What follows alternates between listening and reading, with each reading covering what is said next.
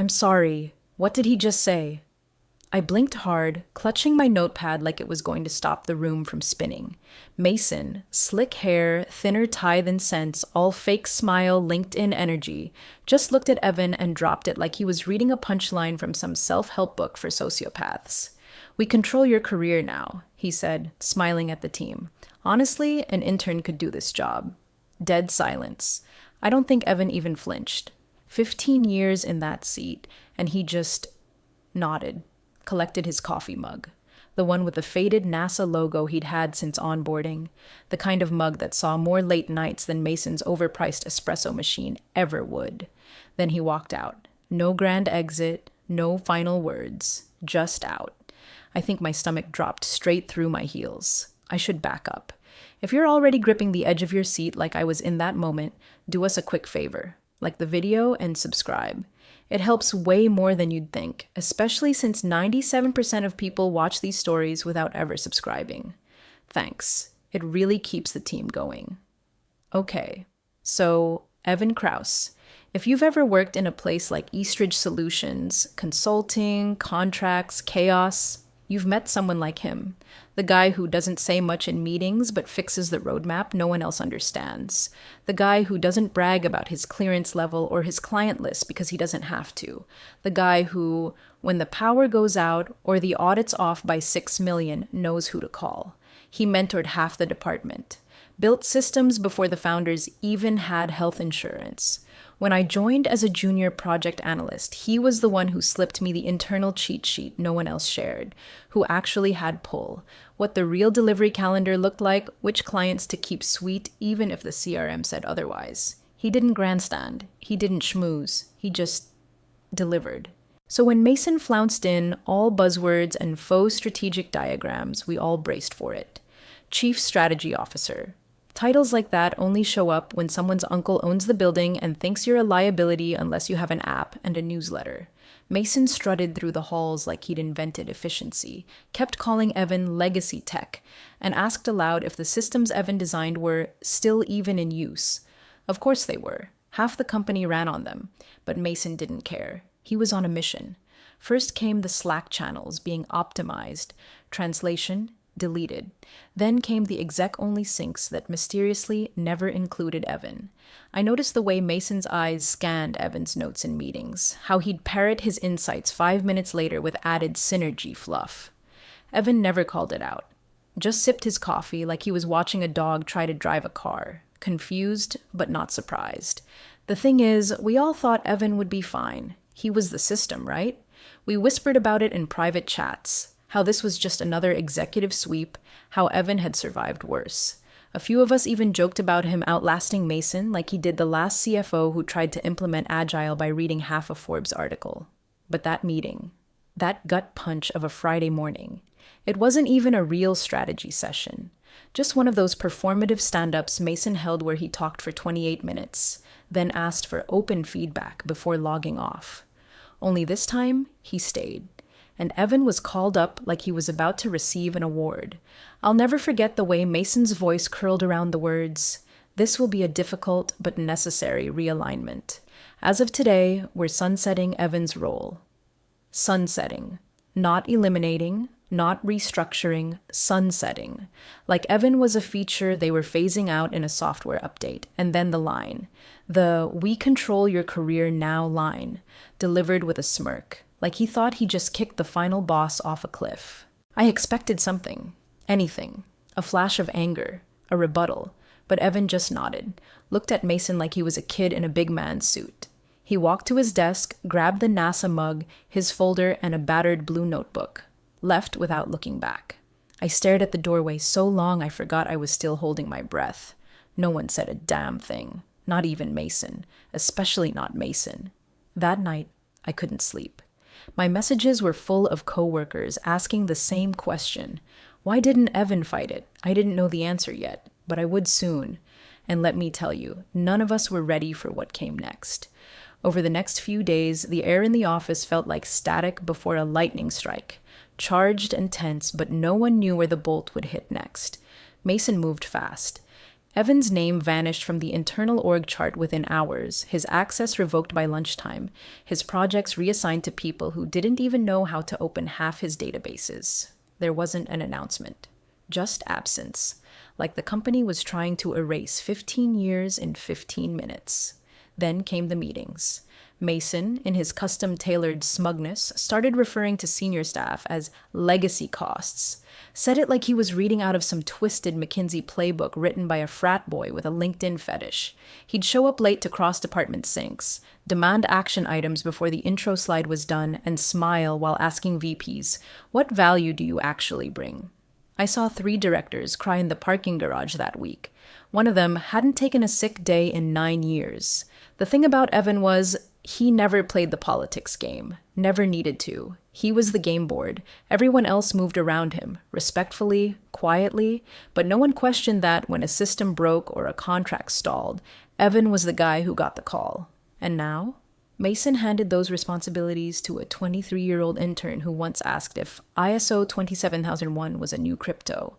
The same intern who, by Wednesday, had a full-blown panic attack after accidentally deleting a production file and restoring an old version from 6 months ago. I heard about it secondhand. IT scrambled for hours, the client threatened to sue, and Mason, he blamed a legacy process bottleneck. Said it loud, too, like it was a punchline. It was clear he wanted full control, not just over the structure, but over the narrative. Mason framed Evan's exit as streamlining, said it was the hard but necessary pivot into a leaner, future-facing operating model. If you think that sounds like nonsense, you're right. But that didn't stop people from nodding along like they understood. Fear does that. It makes cowards out of decent people. I'd never seen a workplace go silent so fast. Not even during layoffs. People started avoiding the 9th floor entirely. That's where Evan used to sit. Corner desk, second window from the west wall.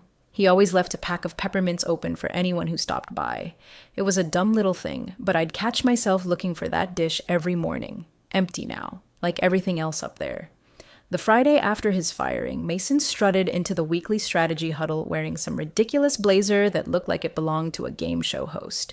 He opened with a PowerPoint that had more memes than metrics, then launched into a monologue about breaking old cycles and killing sacred cows. That's when he said it again, right there, in front of the entire project team. "We control your career now," he said, smirking like he was proud of himself. And honestly, an intern could do Evan's job. I caught my breath. Someone coughed. No one laughed. He didn't even flinch when he said it. He just clicked to the next slide like he hadn't just insulted a man who held the company together longer than Mason's been alive. The worst part? No one said anything. Not a peep. Not even me. I think that's what broke something in me. Not the insult.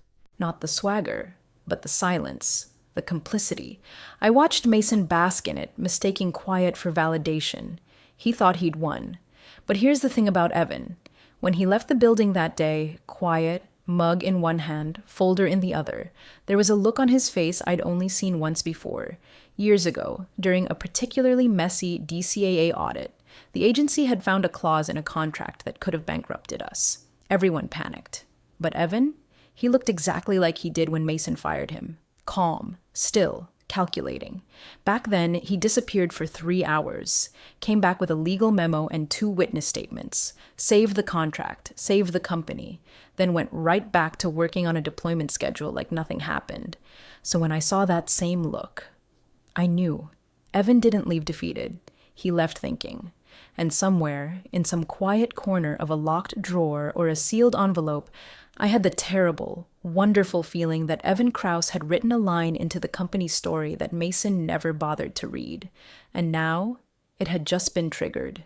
The only thing Evan said on his way out was, "Take care." And even that was more reflex than farewell. No anger, no bitterness, just those 2 words, like he was stepping out for coffee, not walking away from a 15-year legacy. I watched from my desk as he made his way down the aisle, the soft thud of his boots muffled by the cheap corporate carpet. In his left hand, the NASA mug. In his right, a slim navy blue folder with a post-it note still half stuck to the front that read, in faded pen, "Founding Docs, do not toss." That folder had been in his drawer for as long as I could remember. No one ever touched it. I'd seen interns nearly dislocate a wrist trying to open that drawer once before he calmly slid it shut and said, "That one stays closed." He didn't look back, not once. He got in his ancient Ford Escape, still bearing the old company parking sticker from 2011, and drove off without ceremony. The kind of exit that doesn't make a sound but leaves the floor feeling hollow. The kind of exit that makes you realize how much one man actually was the floor. No email, no Slack goodbye, just absence. But while the office carried on like nothing happened, Evan's story wasn't ending. It was starting over. Back at his house, somewhere in Worthington, quiet street, brick ranch, yard always trimmed like he measured it with a ruler, he parked, carried the folder inside, and walked straight into the garage. Not the kitchen, not the den, the garage. That's where the old safe was. It was this chunky, fireproof beast wedged between a pegboard of tools and a half-finished engine rebuild he never talked about. I saw it once when he hosted the team for burgers during that weird team-building summer where leadership pretended we were a family. He kept a lawn chair and a small stereo out there, the kind that only plays classic rock and AM sports radio. But in the far corner, behind a stack of old data center tapes and a deflated football, was the safe. He flipped the combo in 3 quick turns. No hesitation, like muscle memory. Inside was another folder, older than the first. The paper had yellowed at the edges. I bet it smelled like dust and toner and time. He laid it out on the workbench, smoothing the creases with care. The top page was a certificate, something with embossed lettering and a blue ink signature from a name I hadn't heard in years. Gregory C. Myers, one of the original founders before the company went corporate. The next page was what mattered. Article 17.4b. Typed in, Courier, double-spaced like it was written before templates were a thing. The clause was simple. Legal, dry, but devastating. It said that, in the event any co-founding executive whose name appears on the original incorporation documents is terminated without full executive council sign-off, and without CEO endorsement, their dormant board voting rights, if not previously relinquished, will be automatically reactivated within 48 hours. No review, no hearing, no delay. It was a sleeper clause. One of those just-in-case things legal departments file and forget, except Evan didn't forget. He wrote it, with Greg, back when the company was just 9 people and a leased server rack in a basement. And now, it had been triggered because Mason, God bless his arrogance, never read past the 3rd page of anything that didn't mention his name. And he sure as hell didn't think Operations Lead Number 2 from 15 years ago was anything more than a relic. What he didn't realize was that Evan never cashed out, never sold his founder rights, never even cashed his 2008 equity redemption. He held. And now, because some overconfident peacock needed to make a power move in front of an intern and a few junior staffers, that dormant clause was alive and well. Evan leaned back in the chair next to the workbench, staring at the paper like he was reading an old friend's obituary. But he wasn't grieving. He was planning. He opened the smaller folder, the one he'd taken from his desk, and pulled out 2 more documents. One was a signed copy of the founder IP rights agreement.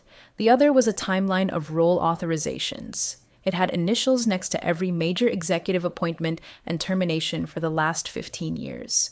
Mason's name wasn't on the approval line for Evan's role termination, and neither was the CEO's. That's when I imagined the gears shifted inside him. The man who walked out of Eastridge that morning was done being underestimated. He picked up his phone, scrolled through a list of contacts I'm guessing most people in the company forgot he even had, and paused on one. Angela L. Forrest, General Counsel, retired. He tapped. She picked up on the second ring. He didn't even say hello. He just said, "I need to talk about 17.4b. And somewhere, miles away, I bet she just smiled and said, "I was wondering when that was gonna come up." Angela Forrest hadn't touched a corporate contract in over 6 years. And yet, when Evan called her that morning, she didn't need a single refresher, not even a pause to ask which company it was. The moment he said 17.4b, her tone shifted from casual to surgical. "Tell me you kept the original signed packet," she said. Evan didn't respond, just held the phone to his ear and slid a worn manila envelope across his garage workbench, the kind with those little red string closures no one uses anymore. Inside, the original incorporation docs, his founder's status verification, and the clause they both had buried under 4 sub-articles and 2 passive phrasing traps. Intentionally vague to anyone without context, yet rock solid if you knew what you were looking at. Angela whistled through the line. He actually fired you without cross-referencing the articles? He called me obsolete in front of the whole team, said an intern could do my job. Evan replied, his voice steady as ever. There was a pause, then a quiet laugh on her end. Then, I assume you're not calling me to cry about it. No, he said. I'm calling to activate. They coordinated fast. Angela, despite being retired, still had connections inside 2 of the law firms Eastridge regularly used for filings. She didn't need to breach confidentiality to make a few pointed inquiries. Turns out, Mason had skipped the standard termination notification memo entirely. There was no routing through HR legal, no exec council meeting, no CEO signature. Just an impromptu declaration in front of a project team and an auto-generated termination in Workday that bypassed compliance by flagging it as contract non-renewal. That's not just a procedural gap, Angela said. That's a landmine in your favor. She pulled the latest org chart, verified Evan's role still had executive classification, and more importantly, that the termination wasn't coded with executive override, which meant one thing. Mason didn't have the clearance to fire him, not on his own. Angela walked him through next steps like a general reviewing battle plans. Send the clause to the CEO, direct. No gatekeepers. Use a secure line. Remind him it was co-signed by Myers and stored under Board Reserve Protocol 2008A. He'll remember. And Mason? He's already screwed. Just hasn't hit the wall yet. Evan didn't smile. Not exactly, but the side of his mouth twitched like the start of one. He walked back into the house, through a hallway lined with old NASA patches and a few family photos that hadn't been dusted since before the pandemic, and into his den. The fax machine was still hooked up. Evan never trusted email for sensitive documents. Said email was a whisper, and fax was a punch. He slid the original copy of Article 17.4b into the tray. To CEO Peter Alden, private line, RE Governance Clause, activation. A sharp mechanical buzz filled the room as the machine started sending. Beneath the clause, in neat, blocky handwriting, Evan scribbled 4 words, effective immediately, C clause. He stood there, watching the last page slide through, the weight of 15 years now compressed into a few sheets of paper and a blinking transmission complete screen. Peter Alden would be receiving that fax before sunrise. And Evan knew exactly how Peter would react, because Peter was there the day they drafted it. He may have handed the reins to his board years ago, but the man still had a healthy fear of 2 things: SEC violations and founders with good memories. Evan didn't need revenge. He didn't need a scene. He just needed gravity to do what it always did. Bring the arrogance straight back to earth. And with that clause activated, Mason wasn't standing on solid ground anymore. He was hovering above a trap door. By 6:05 a.m., Peter Alden was staring at the fax printout like it had just threatened to swallow the company whole. He sat in his home office, robe barely tied, golf cleats still in his duffel bag by the door. The plan was a 7-hoy tea time with a few investors to smooth over Mason's aggressive posture. His words, not mine.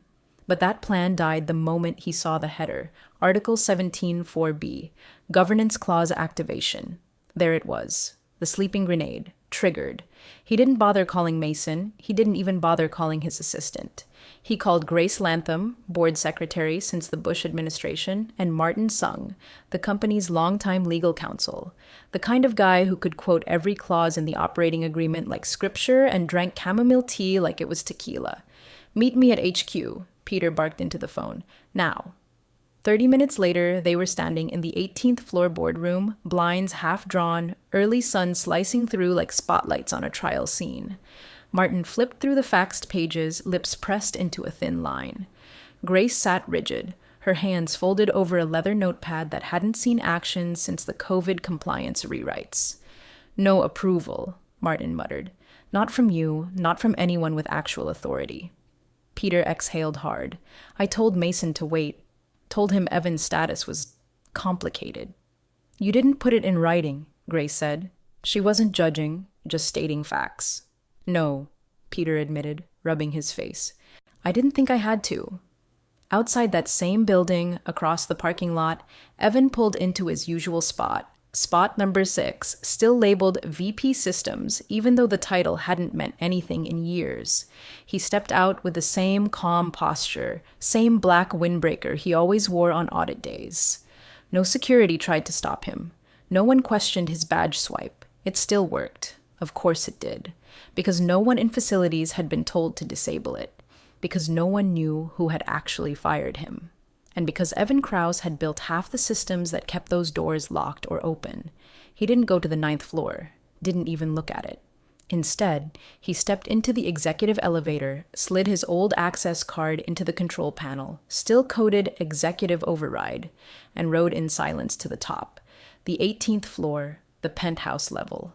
The floor where the founders used to argue over roadmaps and dilution, now mostly empty except for investor summits and emergency board meetings. The lounge was still there, half a dozen leather chairs, untouched espresso machine, the quiet hum of HVAC that hadn't been adjusted since 2015, and in the far corner, beneath a framed blueprint of Eastridge's original architecture, was a single walnut desk. Not flashy, not modern, just waiting. No one had sat there in years, but Evan had the key. He pulled it from his pocket, a brass antique-looking thing, not the new digital cards Mason had tried to force on everyone. The lock clicked. The drawer opened. Inside were only 2 items, a sealed envelope marked "For Gov Lead Only" and a notepad with the name E. Krause embossed at the top in fading gold letters. He didn't say a word, just sat. Opened the notepad, and began reviewing the governance matrix like he'd never left. Meanwhile, in the boardroom down the hall, Peter was pacing. If the clause is valid, Martin said, tapping his pen, then not only is Evan's termination void, his board vote is reactivated. And we're legally required to notify the full board within 24 hours, Grace added. Worse, Martin said, he's now technically part of the governance lead panel, which Mason dissolved. Peter paled. That wasn't his call.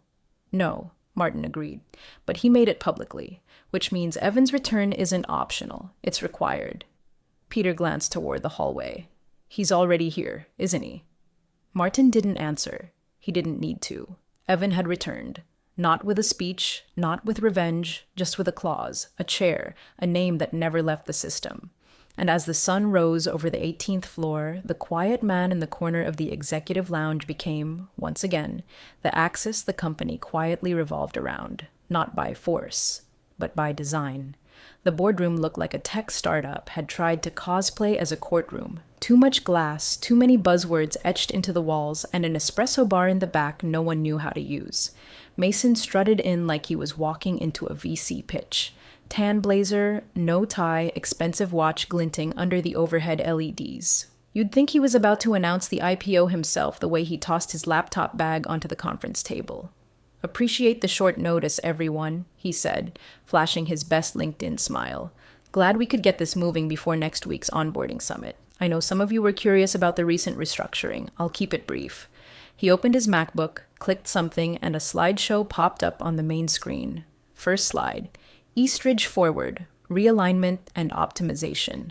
Below it, a stock photo of a mountain and a quote about courage from Elon Musk. I'm not kidding. Martin Sung's face didn't move. Grace blinked once.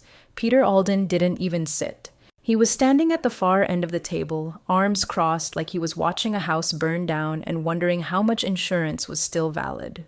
Mason clicked to slide 2. Now, you've probably heard that we've begun phasing out legacy roles, positions that, while foundational, no longer align with where we're going. Think cloud native, think AI integrated, think...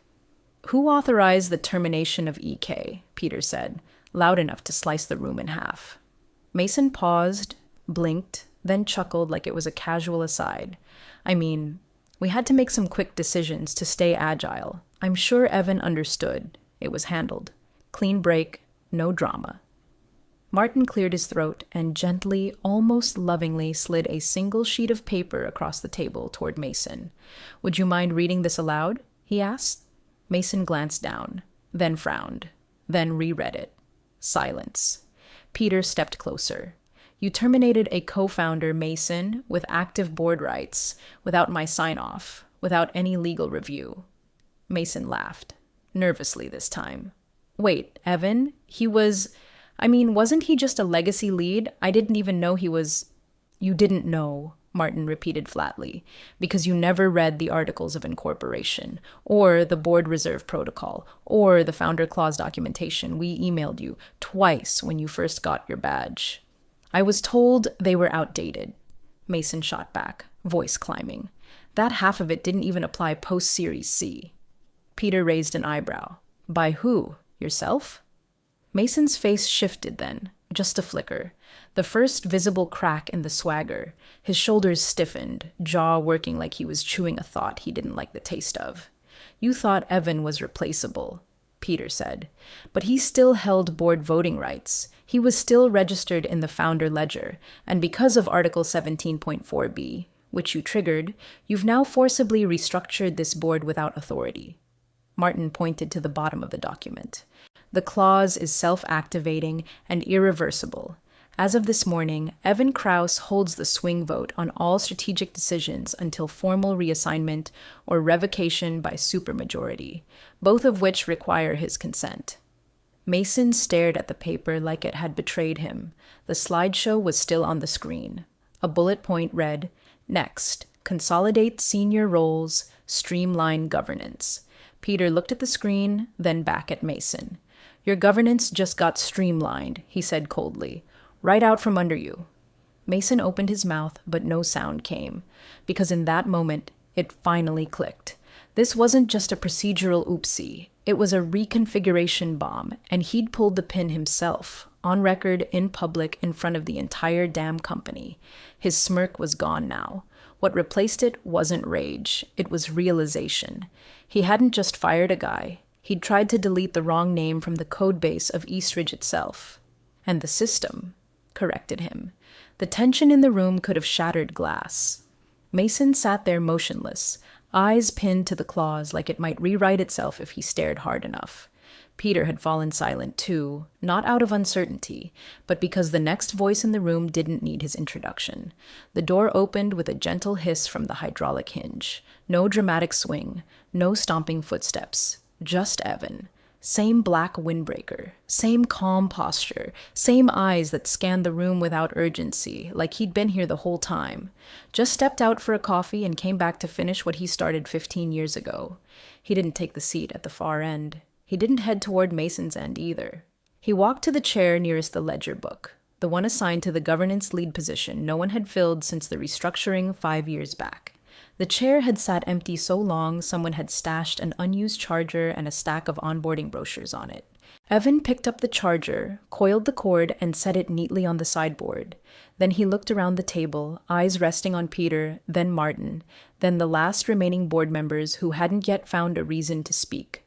Gentlemen, he said, no sarcasm, no venom, just a calm, measured voice. I'd prefer not to return to my old role, he continued. I've built what I needed to build there. But given the governance gap and the current state of procedural integrity, I'd be willing to serve as interim governance lead for the remainder of the transition period. Not one person objected. Grace quietly made a note. Martin nodded once, barely visible. Peter exhaled, subtle, like relief trying not to be seen. And Mason? Mason looked like someone had stolen his air supply. His eyes were wide, lips slightly parted, and his hand, still clutching the now useless presentation remote, twitched like he wanted to rewind time with it. No one offered him the floor. No one asked for his input. He didn't even try to speak. Outside the boardroom, through the glass wall, I saw her. Claire, the intern Mason once said could do Evan's job with half the salary and better fonts. She was standing by the elevator, arms folded tight, visibly trembling as a senior manager handed her a cardboard box. Her eyes were red. She didn't look up, just shuffled toward the exit, her heels clicking softly against the tile. Mason didn't watch her leave. He didn't dare look at anything that reminded him of the role he'd played in all this. Meanwhile, Evan pulled out his own notepad, the same kind I'd seen him scribble on 1,000 times. Corner margins filled with timestamps, action points, internal policy references most people never bothered to memorize. He flipped to a blank page, wrote the date, then calmly asked, "Can we begin with a review of the outstanding executive appointments?" It wasn't a question. It was a return. No vengeance, no theatrics. Just the reclamation of space that had always quietly belonged to him. And the thing about that kind of presence, it doesn't have to raise its voice, because when it shows up, especially in a room full of people who thought they'd buried it, it speaks louder than any speech ever could. Evan didn't gloat. He didn't need to.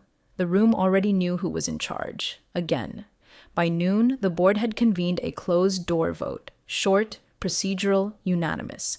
Evan's voting rights were formally reinstated, his advisory seat reactivated under the governance reserve clause. The document didn't even need edits. His name had never been removed. It was as if the system had been waiting for him. Martin, ever the minimalist, made it official with a single line on the record. Per activation of Article 17.4b, Evan Krause shall resume oversight authority until formal governance reassignment. Effective immediately. Then came the part no one dared say out loud, but everyone knew was coming. Peter turned to Evan. "We'd like you to review current executive alignment," he said, keeping it neutral. "Advise on continuity, prioritize stability." That was code for, tell us who stays, who goes, and who we've been foolish enough to keep around. Evan gave a single nod. He didn't lean into the moment, didn't swell with triumph. He just pulled out his notepad, same pen, same calm posture, and jotted one word: assessment. Within the hour, Mason's name was flagged in the system for administrative review.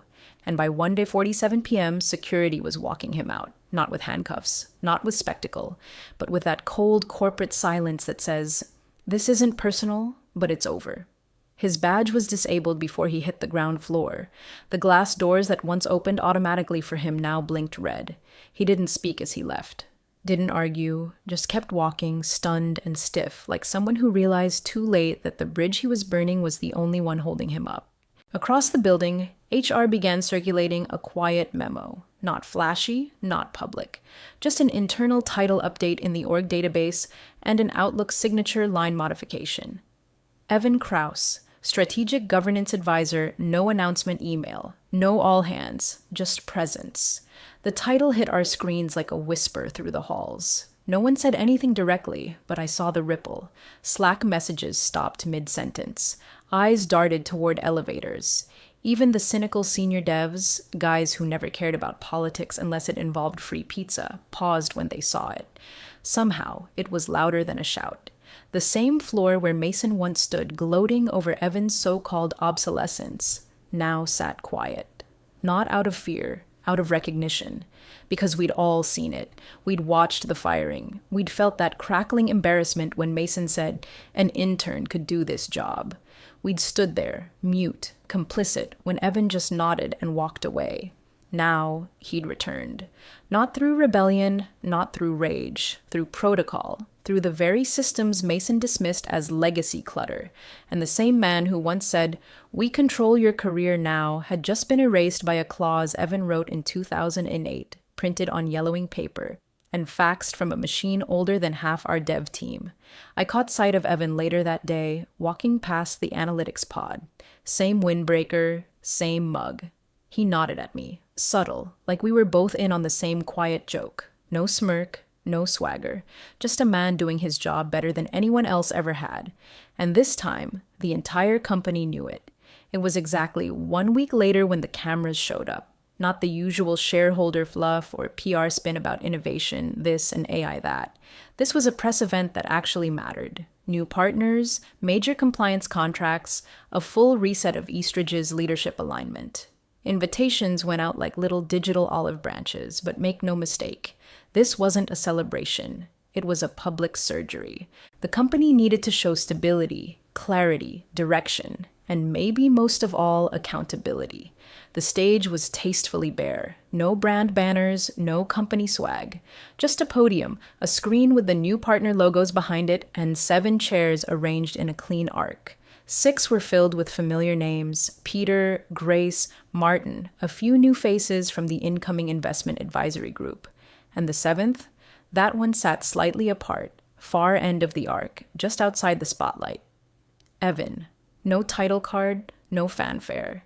He didn't even wear a suit, just slacks, button down, windbreaker folded over the back of his chair. The same notepad sat balanced on his lap, a pen nestled in the spiral. I swear, it looked like he was still half prepared to take minutes instead of headlines. Peter cleared his throat at the mic. He looked tired, but less in the way of defeat and more like a man who'd just cleaned out the basement of a 100-year-old house and found something salvageable underneath. We're here to announce a recalibration of leadership, he said. But more than that, we're here because someone reminded us that structure matters, that the systems we depend on, our governance, our integrity, our internal scaffolding, don't run on titles or trend decks. They run on people. He paused, glanced to his left. A silent reformer, he added, made sure this place didn't implode, not by shouting, not by threatening, by simply remembering what we'd all forgotten. A reporter, probably one of the younger ones from a tech blog more interested in failure than function, raised a hand. And who was that? Peter didn't answer at first. He just turned slightly and gestured. Evan looked up, didn't wave, didn't stand, just gave a faint nod, pen still between his fingers, like he hadn't decided yet whether this moment was worth documenting. The room hushed for a second, not out of awe, out of realization. One of the board members, I think it was Elsa Van Dorn from the compliance subcommittee, leaned toward Martin and whispered, loud enough to carry to the first row, "Mason fired the man who built the system he tried to game." No one laughed, because it wasn't funny. It was true. After the event, most of the attendees crowded around the front of the stage, shaking hands, exchanging cards, promising synergy. Evan didn't linger. He quietly stood, tucked the notepad under his arm, and exited stage right. I caught sight of him again 20 minutes later, just outside the executive wing. The glass wall that once bore Mason's name, Mason Alden, CSO, was empty now. The letters had been stripped, the adhesive still faintly visible like a ghost signature. The office sat dark, the desk wiped clean, the chair still slightly swiveled as if someone had left in a hurry and wasn't sure they'd be back. Evan walked past without pausing. Didn't glance through the glass, didn't slow his pace. He just kept moving. That steady, unshaken stride that had somehow remained unchanged through firings, restructures, betrayals, and boardroom power plays. Because some people punch walls, some people scream in Slack, some people storm out, and then there are people like Evan. The ones who don't raise their voice, they don't raise their fists. They just write the rules, quietly, thoroughly, 15 years ahead of schedule. And then they wait. Not for justice, not for revenge, just for someone arrogant enough to trigger the trap. Some people fight back. Others just wait for you to trigger the trap they built 15 years ago.